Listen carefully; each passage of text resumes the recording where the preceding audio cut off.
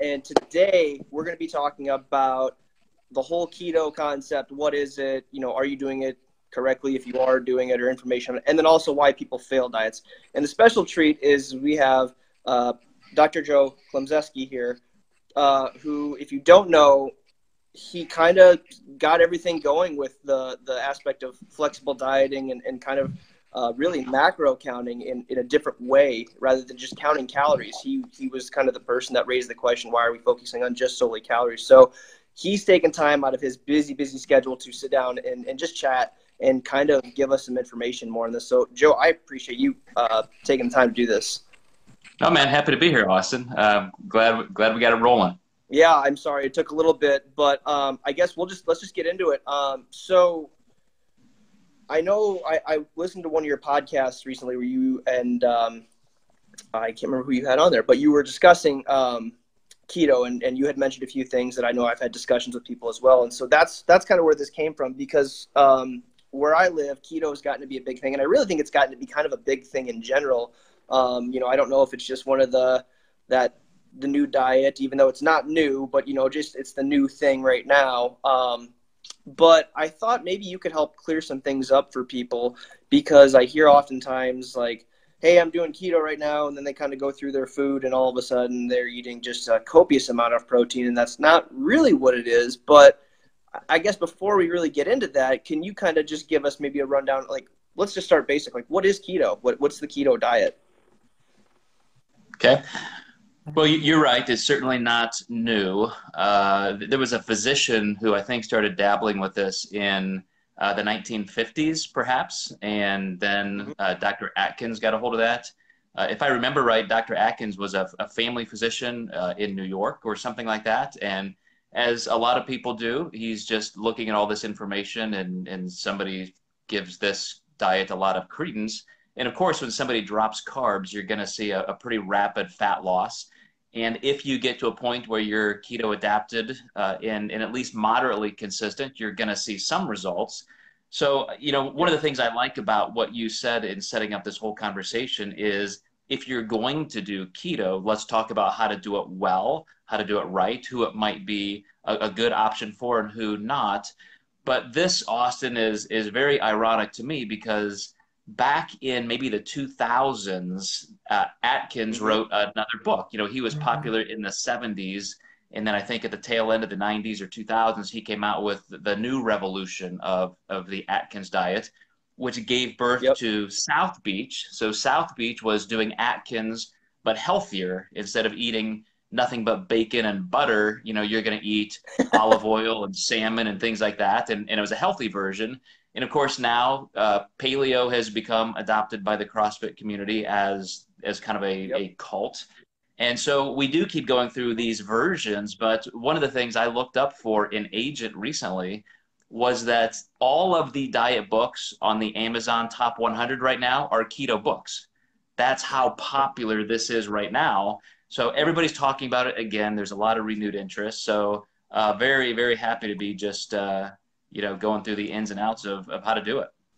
So I agree. I mean, I've seen quite the shift with people going from, the keto diet to, like you said, almost like a modified type of an Atkins diet to now paleo.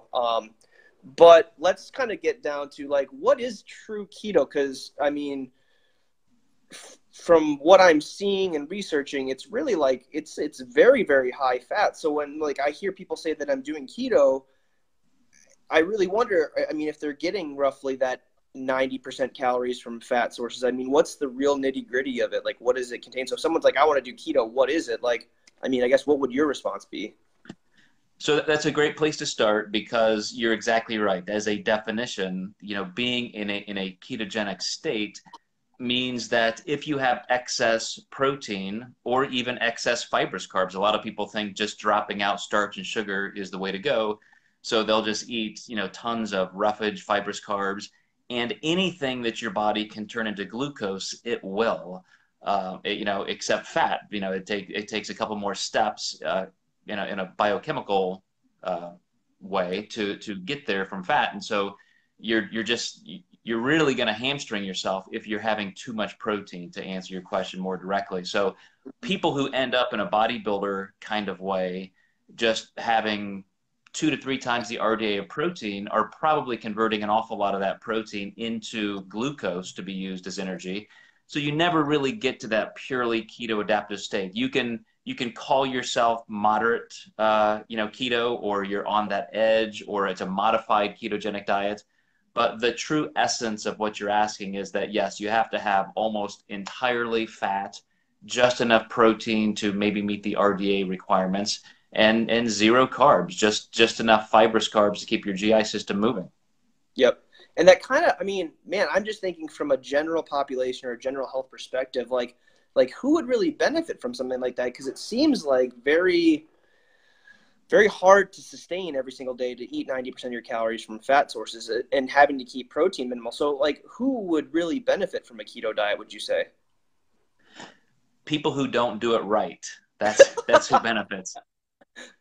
Because here's what happens. I mean, exactly to your point, we can study these things. And I often talk about the fact that there are very few inpatient studies with nutrition.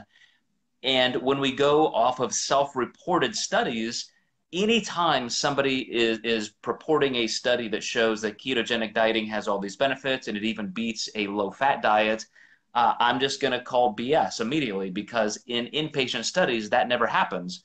What typically happens is somebody who is being paid to be in a study, and you are in this ketogenic group, you're going to go in there when it's time to check in, get your body comp stats, and self-report your nutrition. You're not going to tell the researchers who are paying you to be ketogenic, oh yeah, by the way, I ate 12 cupcakes Saturday and a bag of Doritos Sunday. Nobody's going to do that. We're saying, so like when it comes down to like the inpatient studies and they're getting paid to be there, I agree with you that they're not going to self-report that the cupcakes that they had on the weekends or the alcoholic drinks that they can't, find calories for. And I think that people tend to forget when you see all of those types of studies. I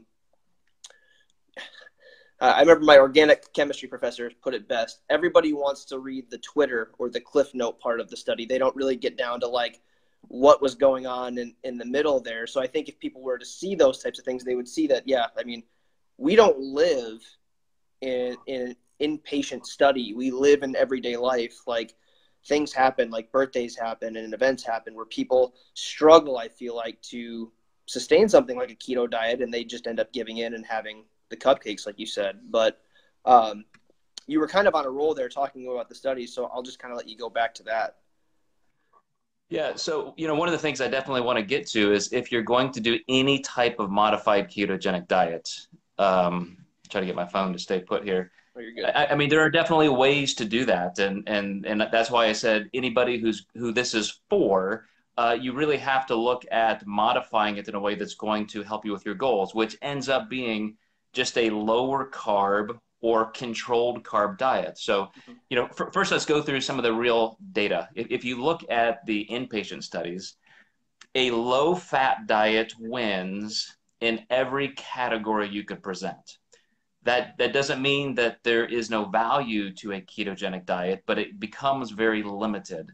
Yep. I like to say that ketogenic diets aren't in this battle between first and last place. They tend to be pretty well executed if somebody's going to be realistic. So let's say you have a client who said, look, I just prefer having some higher fat. I feel better. I don't like the ups and downs of blood sugar modulation.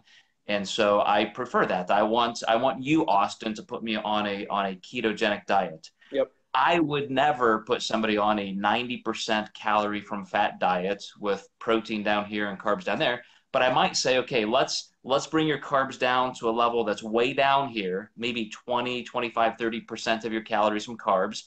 That way we can at least have a moderate amount of protein, maybe 2 times the everyday of protein.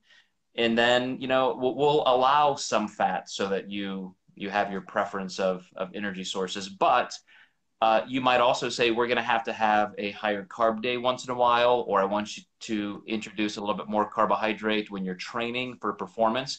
So there are all kinds of reasons to not be purely ketogenic.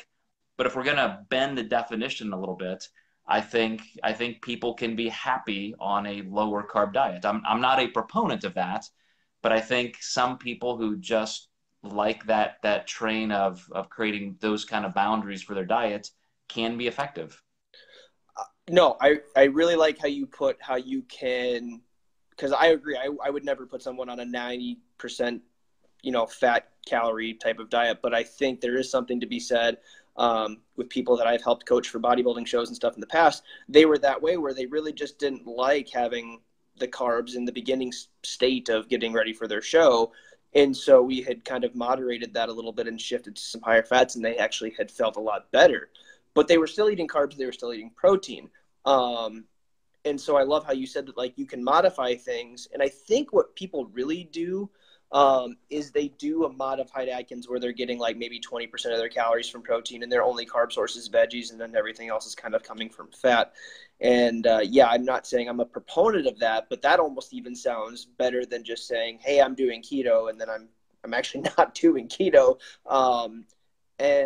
And so anyways, I guess where I'm going with that is it just seems like for somebody that doesn't have like a specific disease, because I know keto has been shown to have some benefits for people like that have Alzheimer's and specific things like that. So I see that it's clinical purposes, but for just general health and trying to lose weight, it just doesn't seem like it's really, from what we've been talking about, realistic to just, again, jump into something. And it might be something more to have a moderate level of carbs or even that modified Atkins. I mean, what are your thoughts on that?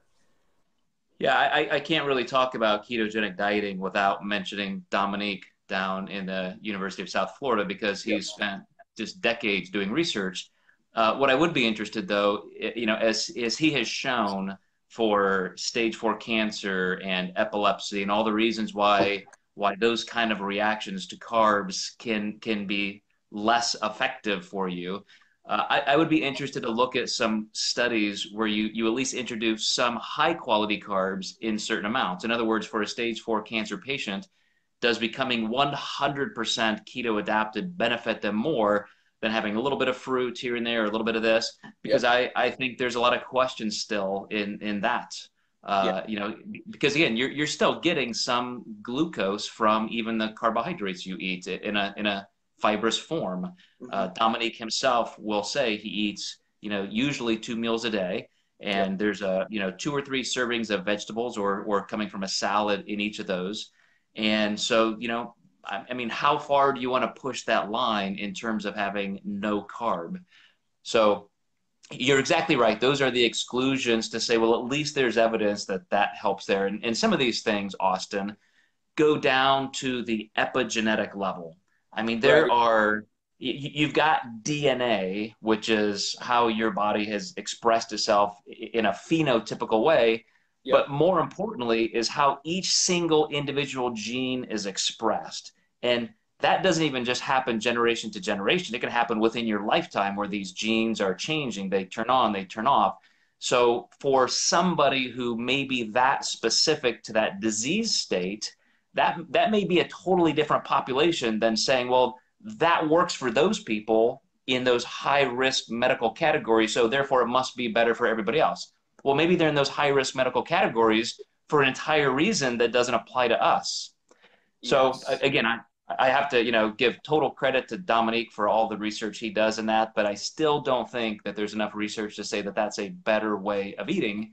And when you look at all of the health benefits of carbohydrates, which I know sounds weird to even say that there are health benefits to carbs because we want to push them away at every turn.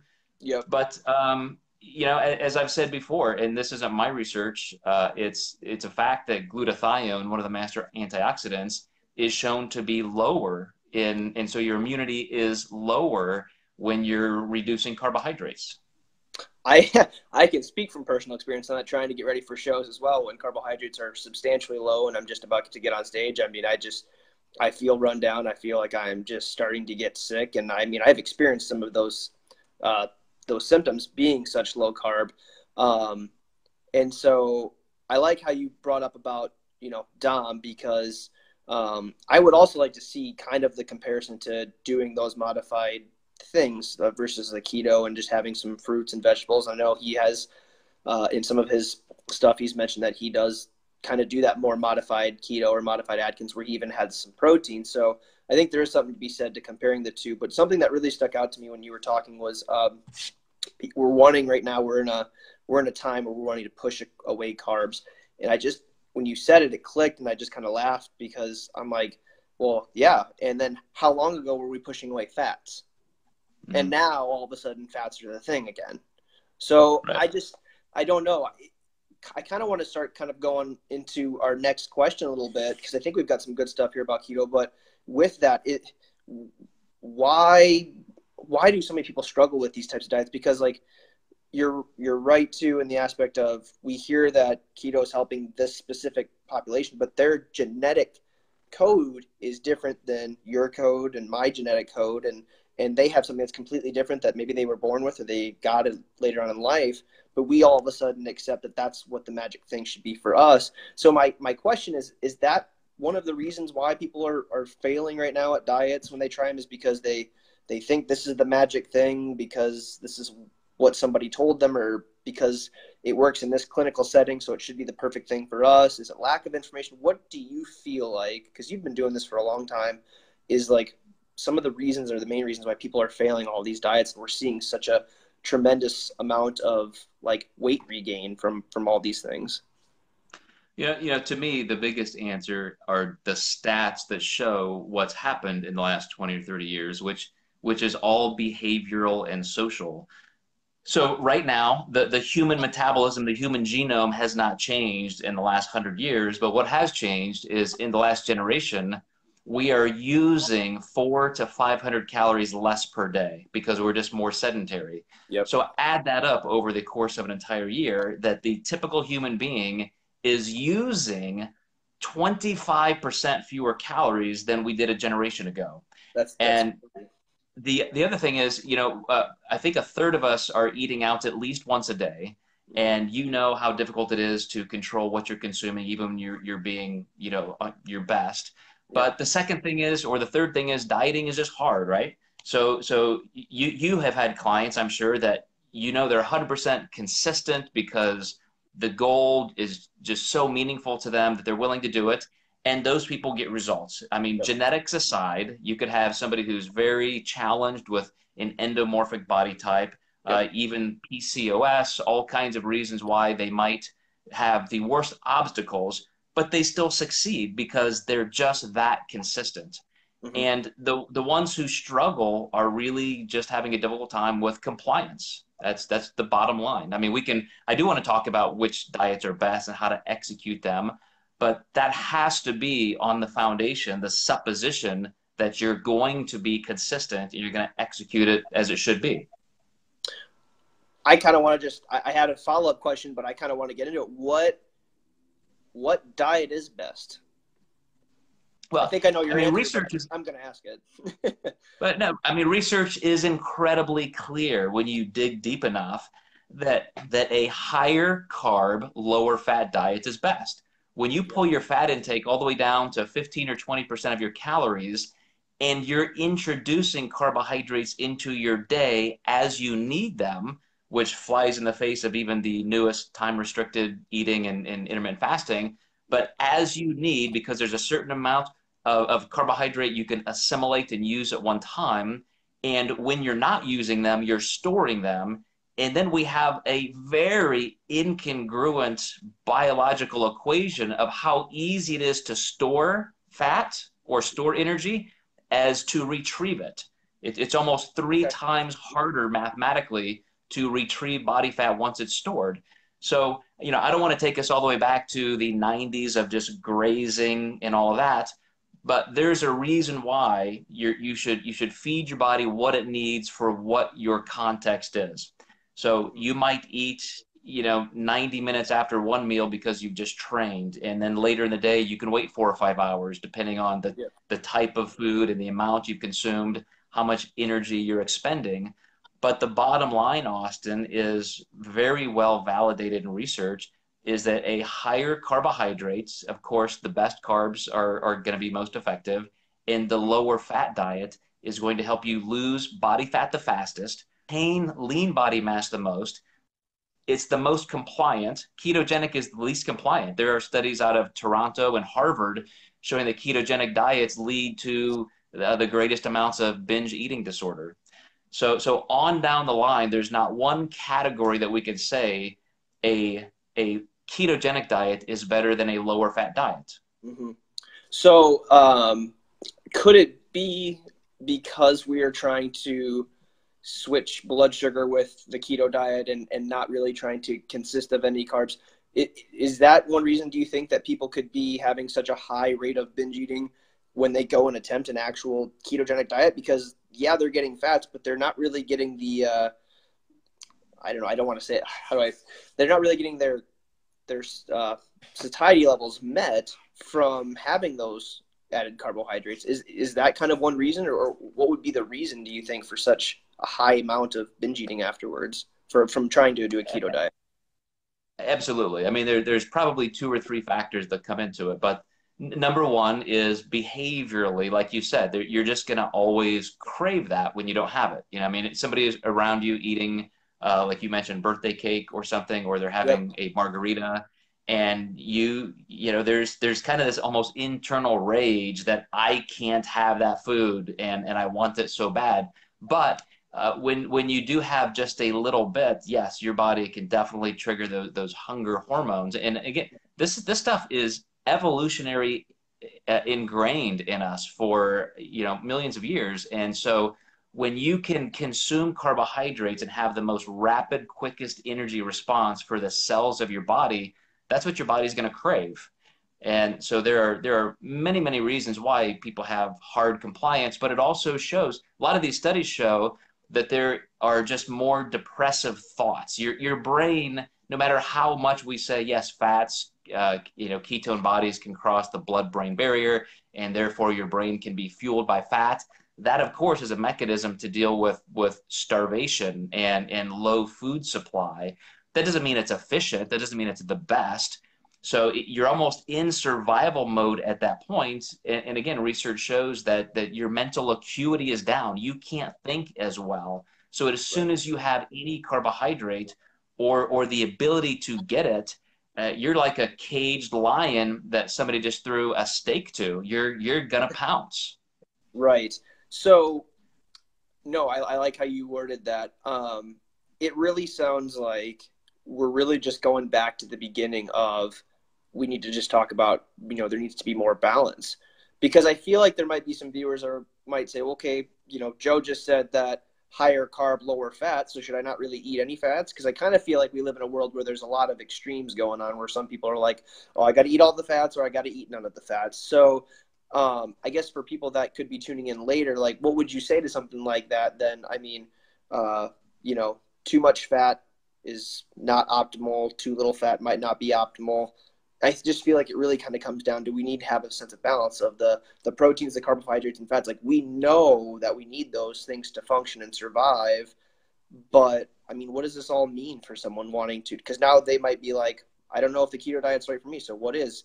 You said it is a higher carb. But, again, the question, do I cut out fats? Or what is low fats at that point? Well, so there's a couple reasons people keep coming back to questions like this, Austin, because you're going to find out, as I did in my career. I've been doing this for 25 years, and there's nothing sexy about saying just eat a balanced diet. So everybody gravitates towards something that gives them the most promise, and everybody tends to think, oh, that's new, that's what I've been missing, that's why this hasn't been easy for me, so I'll try that. And so consumers get pulled in every extreme that comes out. But here's where nutritional artistry really comes into play. We are all different. We have different metabolic capacities and different genetics. So, for example, myself, I've always been subclinical hypothyroid. I'm always on that edge. I could be medicated right now with Synthroid if I chose to. And so with a lower metabolism, I have to diet. If I'm going to lose weight at a really decent pace, I'm going to be down around 1,700 to 1,800 calories. And I will keep carbs in my diet, obviously, but I also do feel better if my fat is at least a little bit more moderate. So maybe up to 25% of my calories from fat, simply because I also have very low cholesterol.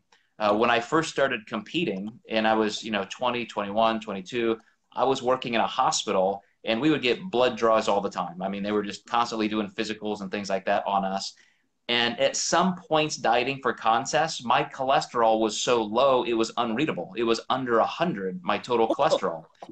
Wow. So that means that all of my entire hormonal base is going to be a little bit low, and I did do better. Therefore, especially at that low of body fat, I didn't have enough body fat to draw from for those cholesterol-derived hormones. So I would have been in a small population where a little bit more fat actually is good.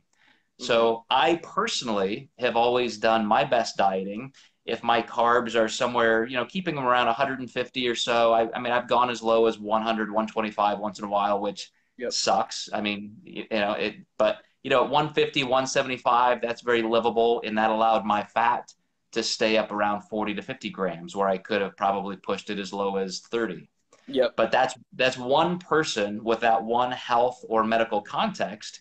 And so even with all the things we're talking about, as nuanced as nutrition can be, each person is going to be slightly different. And I think that's why experimentation is very helpful. You as a coach or a nutrition consultant, to take every single client as an individual case and start them where you think is appropriate based on their personal history and health. But then let's try this, and let's modify this, and let's do this for this reason. Engage them, let them know why you're doing what you're doing, ask for their feedback, and you're going to broaden their understanding of nutrition and give them a lot more tools to work with.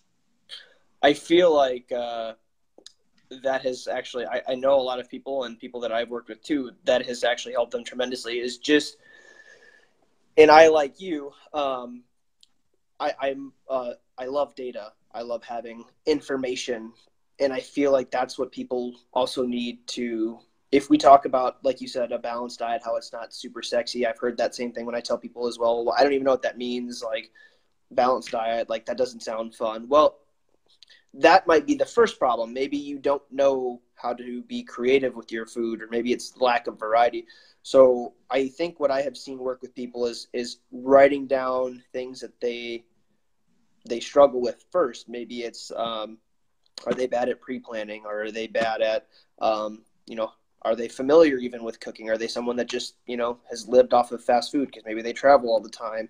I just feel like having some sort of a little like blog or something that they do, a daily write-up of like what they're doing each day from a behavioral standpoint. Like there's people that work at banks that I don't know, they'll sit and they'll snack. I used to work at a bank when I was finishing up in college. It's very easy to want to grab a handful of Tootsie Rolls and you eat them because you're bored.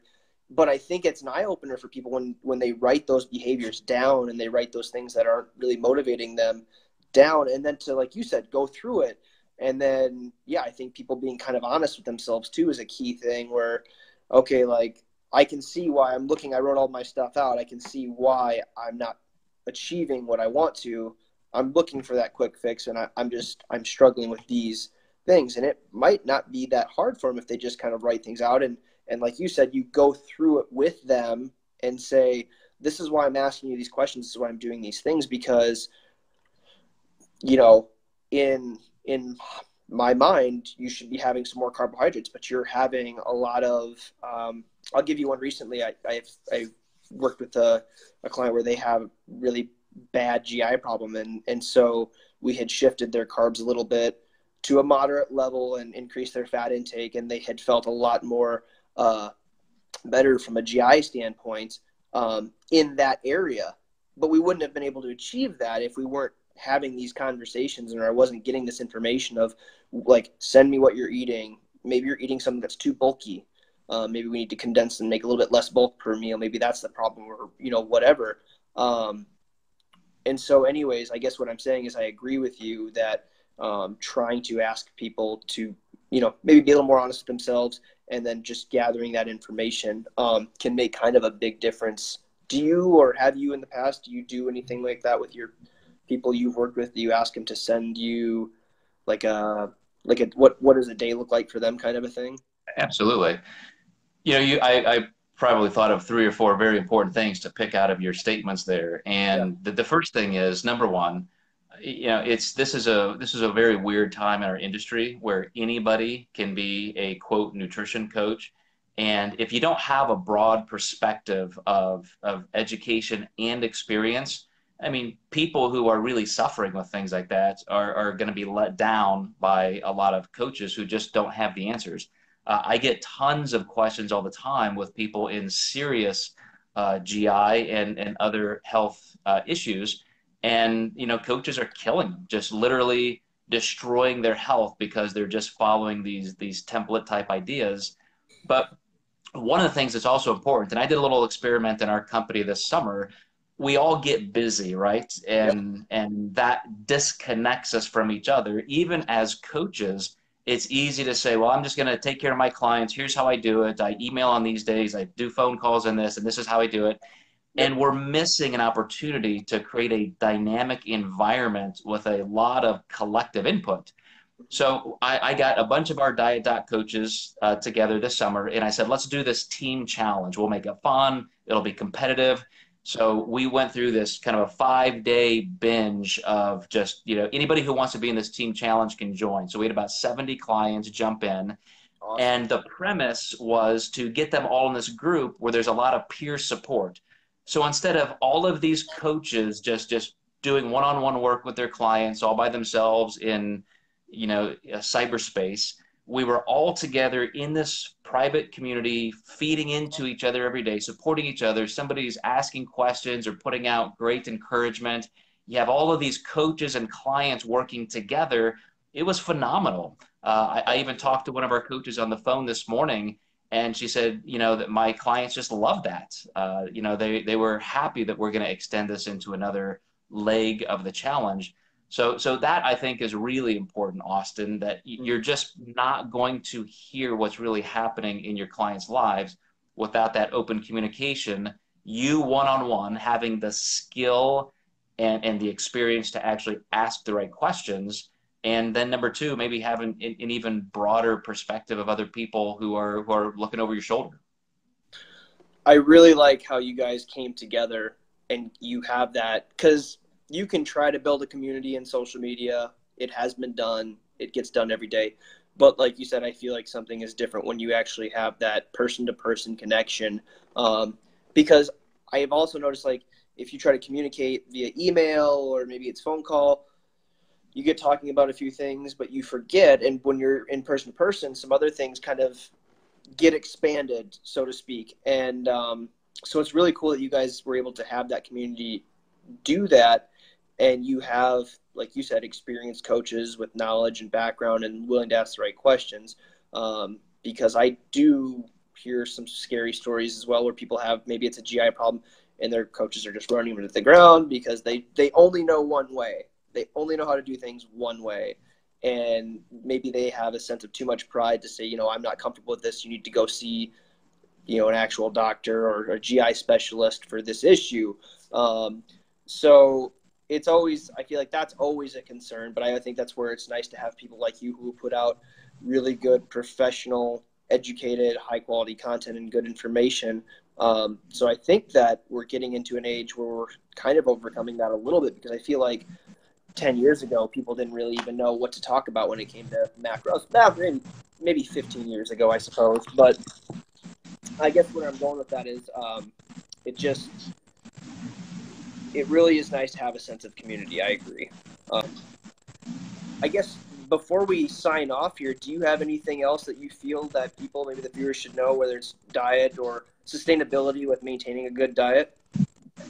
Yeah, I do want to do a nice little summary of everything we talked about. But before, just since you brought up GI issues, and we're talking about ketogenic dieting, that is one of the greatest pitfalls of ketogenic dieting is when you reduce starch, you reduce just on a biochemical level the ability to create, you know, normal bolus size and transit time in your GI system. So every time somebody emails me with massive amounts of IBD or colitis or ulcerative colitis, I can tell you right off the bat that that's going to be a low starch, high fiber eating client, because that's what exacerbates that kind of scenario. And you know, just an example, I remember speaking at a camp a few years ago, and somebody came up to me and they wanted to argue with me that ketogenic dieting is great. That's what I do. I'm a pro bodybuilder and I do great. Oh, by the way, I have horrible ulcerative colitis that started, and I've had to go to the doctor. I'm all on these issues, and they just weren't even putting the two things together. They really didn't know that one was causing the other. And it doesn't have to go that far to just be suffering with a lot of microbiome issues where you're creating so much flatulence and pressure and alternating between constipation and diarrhea. And a lot of that is simply because we're not having enough starch, we're having too much fiber. So those are the kind of things that when you do go out of a, you know, balanced, normal kind of diet that you can get into. No, that's actually a really good point. I didn't even think about talking about that, so I'm glad that you brought it up. And I see that often as well, where people just, again, it goes back to people just being super extreme, where that's a low starch, high fibrous type of diet, and they feel healthier until they start talking to you about, oh, you know, and that's going back to what you're saying, like when you have that person-to-person chat, things like that get brought up. It may not get brought up in an email or a phone conversation, but for some reason it gets brought up in person-to-person conversation. It's like, well, yeah, look at me, I'm a professional bodybuilder. Okay, great. What's your insides going? What's going on in there? And then you start to see some things coming out, and it's unfortunate that people just can't put those connections together at sometimes. Yeah, we know we're pretty spoiled in our company because we do have these private forums for our clients where they can contribute in a safe place, know that they're being heard, but they also know that we have two medical directors. They know we have a dietetics director. They know we have a health psychologist, you know, Dr. Probst, my business partner. Mm-hmm. They know in our field, and that's just our staff. And then you get into our peer group of program owners. We have pharmacists, we have nurse practitioners, we have athletic trainers, physical therapists. So, you know, it's such a great place where people can not just communicate one-on-one with their coach, but they know their coach has this entire international company to support them. And so I often do feel like, wow, how does somebody who's just out there on their own, maybe without even a really solid formal education, you know, how effective can they really be with their clients? But you know, one of the things that I would say, Austin, in just summarizing what we talked about, because this was not a bait and switch, I don't think by you, certainly not by me, in saying, learn how to do ketogenic dieting, and then we're going to bash ketogenic dieting. No, yeah.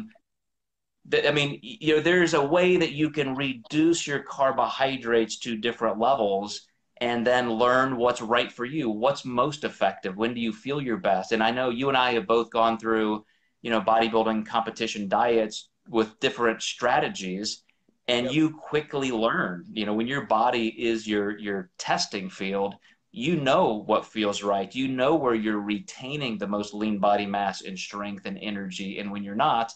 And if you and I were honest, I mean, of course we have to eat lower carbohydrates to get lean, but that's because our overall calories are low enough, and then we're finding those ranges and percentages of macronutrients that are right. So like you, of course, I'm going to look at data. I'm going to look at research. I'm going to look at, you know, what's the right level of protein. That's my core of the diet. Then with fat and carbohydrate, where can I draw those lines in terms of percentage and ratio that I'm achieving my goal with all of those boxes checked? And so that's a good point. And going back to, because we said this earlier, and you're right, this was not a bait and switch. It's just the moment we started talking, I think we kind of were brewing something that we didn't know was going to happen. So it's not that we're not trying to say don't do keto, but anyways, going back to the point, you were saying like lower carbs for our sport, but you and I are looking at the information of what's right for us and what our goal is, because we may say lower carb, but people watching this, they may not have anything to do with bodybuilding. You know, they may just be general health. They may be a powerlifter, a CrossFitter. So kind of adding to what you were saying, like people like you and I, we had a specific goal that we were going for, and that's why we had to go lower carb and maybe a little more protein than what most people would eat. So I kind of just wanted to throw that in there as well, because I thought that was a great point that you brought up.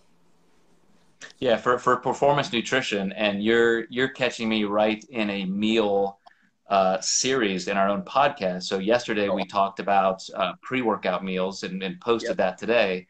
Fantastic. Tomorrow we're going to be talking about post-workout meals and so forth. And you really do have to have carbohydrates strategically placed in the right amounts for the context you want. I do think you're right, whether it's for a physique sport or general health, 2/3 of people are typically going to be dieting at some point during a year. So that's always the biggest questions we get is reducing body fat, maintaining fat loss. But when you get into actual performance sport, yeah, dude, if you're trying to do that on a ketogenic diet, I feel sorry for you, because that is going to be one horrible way to perform. Yes. Yeah, you're probably not going to feel or look great at all on stage. So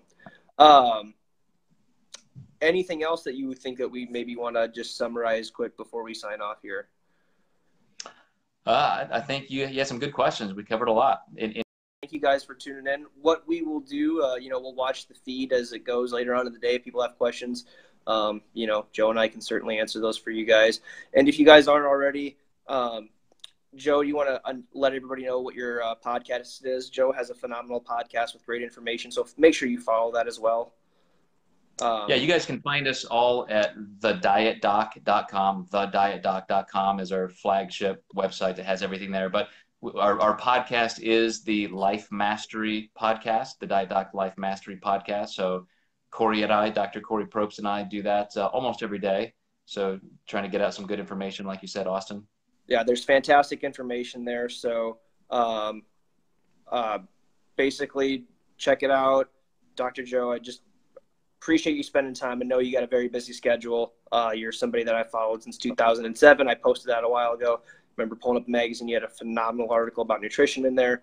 So for me, it was just a huge honor to be able to have a chat with you and kind of help spew some good information out there and talk science with you, because I could talk that all day long with you, I'm sure. So I really appreciate you coming on here and chatting with me, man. It means a lot, and I look forward to hopefully doing some more of these in the future with you.